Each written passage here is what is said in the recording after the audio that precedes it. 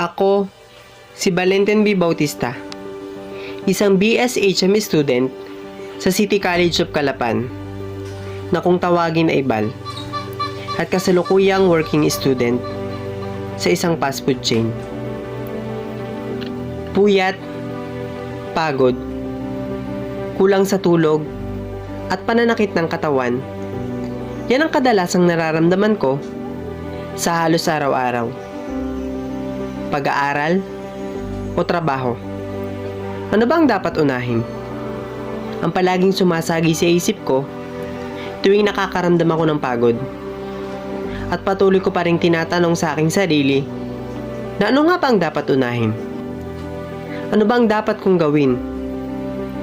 Hindi ko mapagtanto dahil napakahalaga ng oras, panahon na hindi dapat sayangin.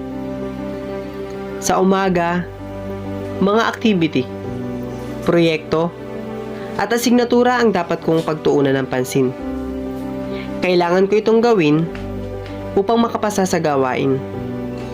Dahil pagdating ng hapon, trabaho ko naman ang aking aasikasuhin bilang isang service crew sa isang fast food chain.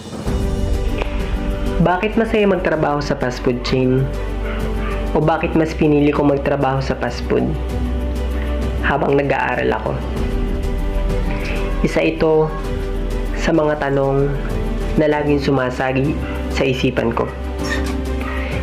Kahit mababa ang sahod na natatanggap ko. Una, dito ka matututo magtiis ng gutom. Sa sobrang dami ng tao, kapag nag-break yung isa nyong kasama, mapipilayan talaga ang ship. Lalo na kung may kasama pa kayong nulihan. Kaya ang ending ay magbe-break lang kayo after ng ship nyo kapag humupa na ang dami ng tao.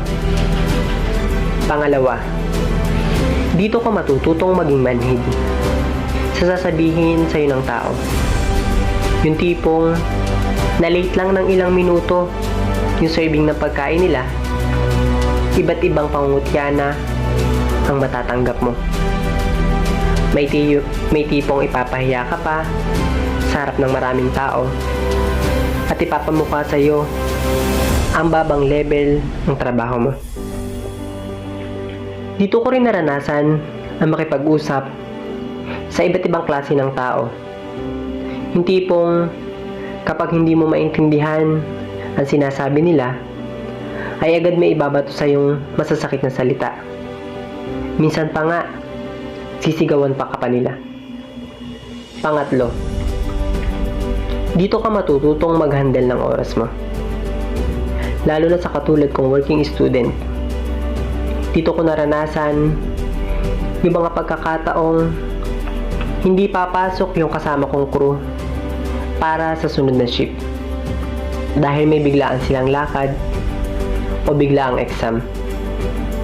Ang ending, kailangan kong mag-extend upang maging maayos din ang susunod na shift.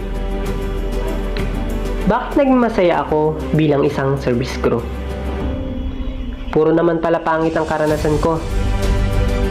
Totoong mahirap, pero totoo ring dito kaya yaman sa kaibigan. Totoong nakakaiyak, pero totoo ring dito ka maiiyak sa katatawa pagdating sa kalokohan sa kapwa ko mga kuro. Bakit nga ba masaya magtrabaho sa isang fast food chain? Yung totoo, mararamdaman mo lang na masaya ka sa trabahong ito kapag hindi na pera ang habol mo para pumasok dito. Kung hindi, yung pamilya na nabuo mo sa likod ng kapwa mo mga kuro at sa mga managers dito. Siguro, isa sa mga trabaho na dapat maranasan ng bawat isa ay ang maging isang service crew para matutunan nila ang mapagkumbaba. Sabi nga sa kasabihan, attitude is more important than ability.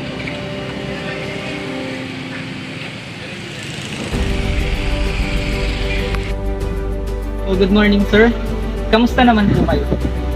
Okay lang naman ako at na-handle ko pa rin naman yung pagiging isang working student ko at saka nagagawan ko pa rin ng paraan kung paano ko paghahati-hatiin yung mga oras, pagtatrabaho, pag-aaral.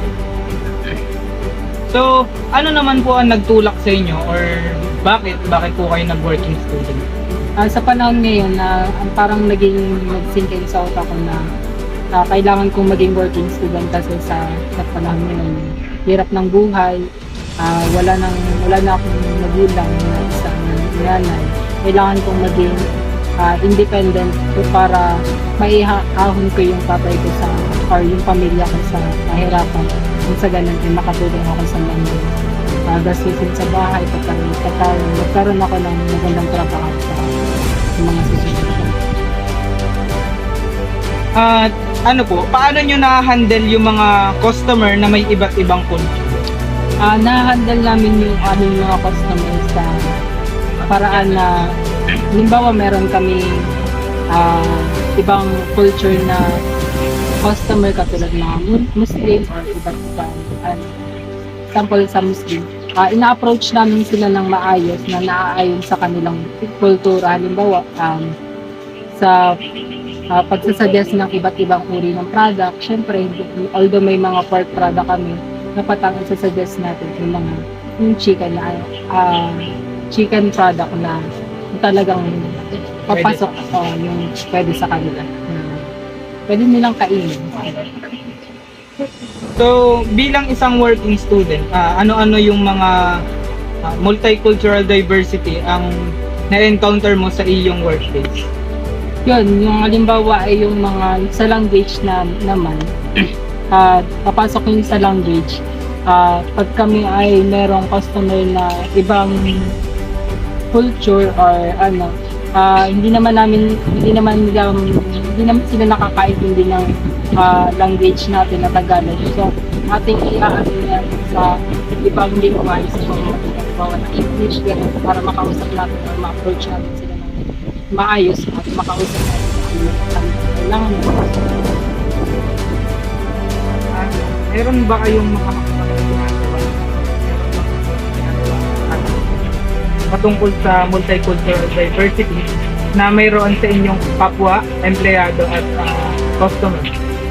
Meron naman kaming ginagawang hakbang upang mas madali namin na sa aming establishment. Gaya ng training, hindi lang basta training na mas marami kasi ang pagdating sa establishment, training sa process, hindi lang yun ang aming pinag-aaralan or ikinakandak sa aming mga employee.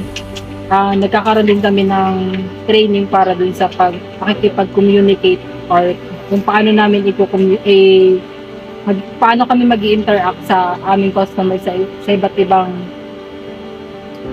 sa iba't ibang culture, gaya ng iba't ibang language nila, dapat ay yun.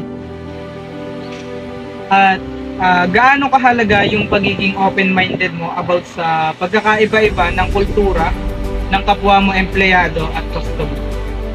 Sobrang mahalaga, gaya nga ng sinabi ko kanina pagdating sa mga food or sa mga language, at para mas madali nating maintindihan yung kanilang mga kailangan or mas madali kayong magkaroon ng magandang communication. Parang mas napapadali yung inyong usapan, pangailangan nila, mas napoprovide na. So, para naman po sa ating huling katanungan, ano naman yung mabibigay mong payo sa establishment na pinagtatrabahuhan mo kung paano mabibigyang solusyon ang multicultural diversity na na-encounter mo?